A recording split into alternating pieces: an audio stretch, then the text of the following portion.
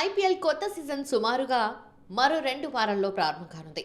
మార్చి 22న Chennai super kings royal challengers Bengaluru జట్ల మధ్య తొలి మ్యాచ్ జరగనుంది.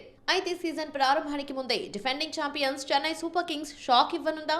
సీఎస్కే కెప్టెన్ బాధ్యతల నుంచి మహేంద్ర సింగ్ ధోని తప్పుకోనున్నాడా అంటే అవుననే సమాధానం వినిపిస్తుంది.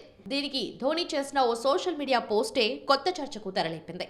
వాస్తవంగా సోషల్ మీడియాకు దూరంగా ఉండే కెప్టెన్ కూల్ సోమవారం ఫేస్బుక్ వేదికగా ఓ పోస్ట్ పెట్టాడు.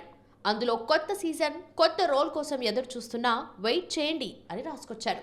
సోషల్ మీడియాకు దూరంగా ఉండో ధోని న్యూ రోల్ అంటూ పోస్ట్ చేయడంపై సీఎస్కే ధోని ఫ్యాన్స్ రకరకాలుగా ఊహించుకుంటున్నారు. తన బుర్రలోని ఆలోచనలతో ప్రత్యర్థి ఆటగాళ్ల మైండ్ ను చదివే ధోని చేసిన పోస్ట్ ప్రస్తుతం ఫ్యాన్స్ ను తెగ ఆలోచించేలా చేస్తుంది. కొందరేమో ఈ ఏడాది మెంటార్ కమ్ కోచ్ గా ధోని కనిపించబోతున్నాడని పోస్టు పెడుతున్నారు. మరికొందరేమో మహీ కెప్టెన్సీ వదిలేసి కేవలం ఆటగాడిగా మాత్రమే ఉంటాడని విశ్లేషించుకుంటున్నారు. ఇక కెప్టెన్ కూల్ పోస్ట్ పై చెన్నై సూపర్ కింగ్స్ యాజమాన్యం సైతం స్పందించింది.